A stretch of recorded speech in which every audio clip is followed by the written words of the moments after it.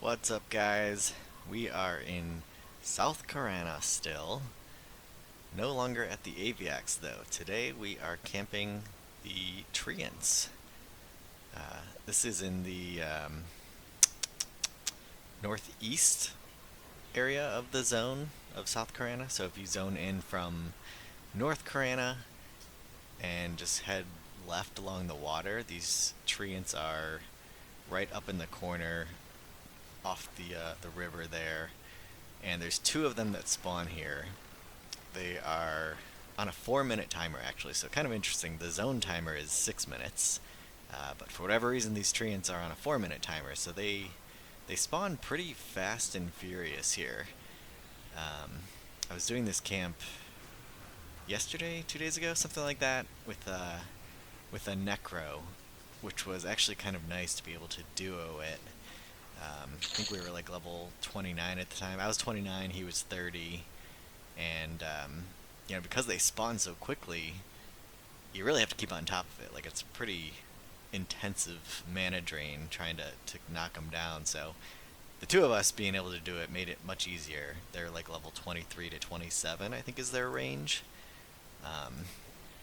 Now that I've gotten a couple levels, I'm 31 now, it's much more trivial. All the spells land a lot easier. Um, I can do better meleeing them, so it's just not nearly as mana intensive as it was before. So this is definitely an easy solo camp now, which is nice. So I've been here really all of 30. I came here right after I dinged. Well, yeah, I was here at 29 with the Necro, and then I went back to AVX for a bit the next day, and then I came here today because it was open, so I figured why not check it out. And here I've sat for a level and a half, just pounding away at these tree dudes. It's a pretty sought after camp, so it's not often that it's open, unless you're just here like during the day, like I am right now. I'm just kind of slacking off from work, doing a little grind in here. But the reason it's so sought after, you can see the cash drops are pretty good for this level. So you're talking like a level 28 to 32-ish camp, and I got 6.5 plat from one guy. I got 10 plat from this guy. It all comes in gold, unfortunately. So you will be super coin heavy. 7,000 gold on me right now, so this is definitely a destroy your copper kind of camp. And I'm still 400 pounds here. So 0 platinum, all gold, but pretty decent for the level. They do also drop, you can see a bunch of light stones. Those are pretty common. No greater light stones, unfortunately. That would be nice if they did, because then you could do the gypsy turn in for that 10 plat book. But unfortunately that doesn't happen, so just light stones, which sell for about a plat. And then the other big ticket item from them are these great staffs. Nothing to write home about in terms of an actual weapon to use, but they vendor for about 16, 17 plat, depending on your charisma. So that's a nice little bonus as well. So what do we got here? We've got 9 great staffs, let's call it 10. That's another 150 platish there, on top of the gold drops, of which I've got 775 plat, plus 58 here. So we're talking over 1,000 plat in a level and a half. Again, not bad for this level range. So that's generally why this is such a sought after camp. And like I say, if you find someone who's a little lower level there, like in their high 20s, maybe suggest duoing it with them, because it is hard to kind of keep them locked down at that level because they spawn so quickly. But yeah, once you get into 30s, you can do this no sweat. So my typical kind of process when I'm doing this, which you probably saw from the last poll, but we'll have them respawning here in about 20 seconds. I start off with a direct damage with Frost Strike. I was doing Envenom Breath when I was duoing with the Necro, but it was getting resisted a lot, surprisingly. They have high poison resist. Even when I would like mallow them, sometimes they were still resisting it. So I finally figured out just, do direct damage. The cold lands much better. And you want to get them like right when they spawn, once you've broken the camp, because they immediately start buffing themselves with, health buffs, and they'll thorn themselves, so the damage shield, I forget what else they have, but they'll start doing that once they spawn, so you want to make sure to kind of get them before, again, it's not like an issue now, but previously it was kind of a pain if you have to like re-break them when they're fully buffed. Um, so yeah, so I hit him with the direct damage to pull, and then I'll melee him down to, generally I want to get them to about like between 40 and 50% health. At 40% and below, they will start healing themselves. So I like to try and melee them down to like 45% if I can kind of sneak it in there, and then I'll hit them with another direct damage, which will sometimes, depending on their level, take them below 20%, which will make them start running. So there's times where I can get it where they don't even get a heal off, or they don't even start casting a heal, and then other times where they do get a heal off, which again, it's not a big deal. They don't like tend to chain heal, at least not from what I've seen. Okay, great. This guy's got a staff, so that's at least 16 plat plus whatever he drops. Like I don't see them typically heal themselves back to back. They don't go like crazy like that. I suppose they could, but they have a bunch of other spells kind of in their rotations. So I think maybe they just don't completely prio the heal. So if they heal themselves like up over 40%, they won't keep going with it. But so he's at 50, so I could probably cast it now, but I like to get him a little lower. See, that was too big. Got him to 38, started healing, and I guess I interrupted him, so he didn't get it off anyways. So yeah, that's kind of the process here. And then I go back and I sit for a couple minutes and wait for them to repop. So it's a nice camp when you can get it. I'm planning to stay here to 32. I did get another little toy since our last video, the granite face grinder. This is really not a huge upgrade from poison wind sensor. I mean, it is when you look at it, but at my level right now, the damage cap is 26, so I'm not making full use of this 29 damage. So from a percentage standpoint, it's like maybe 1 to 2% better DPS than the poison wind sensor. But I get to add in a few more strength and 10 wisdom with it, which is nice. So it gives me some stats. I get rid of this terrible negative 30 poison. So ultimately, it's an upgrade, albeit a small one.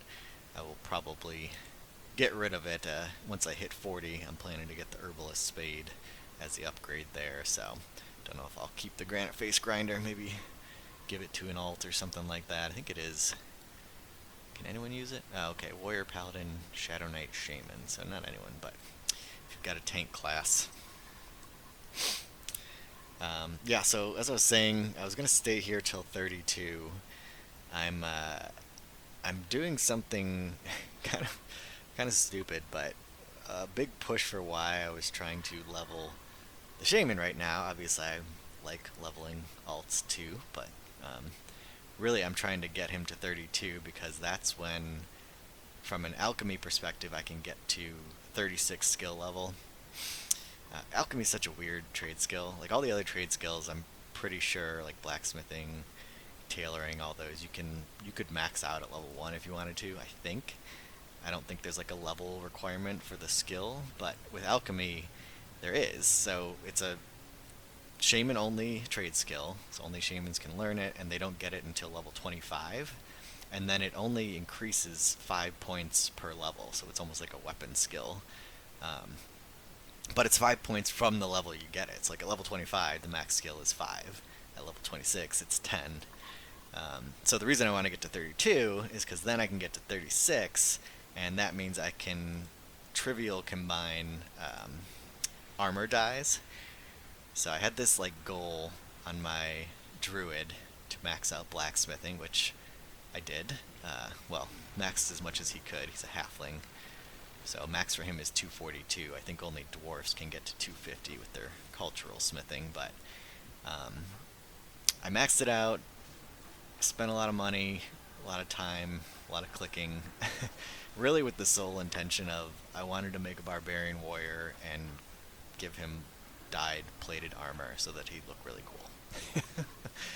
I don't even really have a big desire to play a warrior, um, but I don't know, like weird ass goals that pop into your head, and that's what I decided I wanted to do. So I maxed out smithing, and then I realized, oh shoot, I need to level the shaman to get trivial for the dyes, because the dyes are kind of a pain. You have to collect drops from various mobs for different colors of dyes, and it's a little time consuming. So didn't want to waste the chance on any fails. So that's why we're getting the shaman to level 32.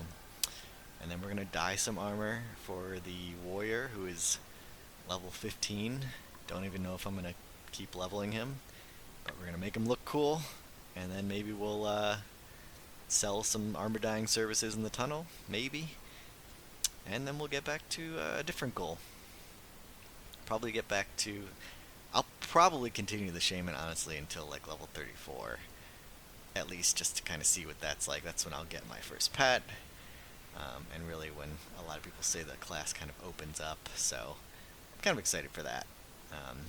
But I do have some other goals I want to do on my main as well, on my druid. I'm working on, now that I've maxed blacksmithing, there's a quest called the Spirit of Garzakor that requires you to be a master smith in order to combine these quest materials. So I found out about that after I was on the path to maxing blacksmithing. I was like, oh, that's cool. Like, there's a pretty nice earring, I think it is, that comes out of it for priest class. So I'm gonna try and make it a point to do that. And it's one that requires a raid force. So I'm gonna see if I can get any help from my guild on that. But yeah, that's kind of the life of P99 for me right now. It's just kind of moving from goal to goal, leveling some alts here and there. But thought I'd take a break here and stop working so I could show you guys this camp. Again, a lot of people know about this one already, but if you don't, it's pretty good cash. If you can get it, lock it down, duo it with someone, whatever you got to do. Even if you're duoing it, you're still going to walk away with 400 or 500 plat if you're here for a couple hours. So it is pretty decent for a newbie. Oh, and I guess it should go, maybe not without saying, but this is kind of a better camp for evil characters. You can see the faction hits here: Quinos Guards, Jagged Pine Tree Folk, which I think is Wood Elves probably, Protectors of the Pine, QRG, Quinos Ranger Guild, Protected Animals. All those are getting hit, and I think it's a pretty good hit. I don't think it's like 1 point off. I'm not certain, but so definitely if you're anyone who goes to Quinos or Greater Fadark commonly, then you probably don't want to do this and ruin your faction. So definitely better for evil races, unless you just straight up don't care. But I wouldn't do that. There's other places you can make money if you're not evil. So don't kill your faction just for that. But all right, I think that's probably about it for this one, guys. Thanks for tuning in. I think I need to do a little research and see where we go next after this camp to keep leveling. But again, we'll kind of see how we feel after we dye some armor. Maybe that'll be my new calling in life. I don't know. All right, guys. Thanks again. Talk to you later. Bye.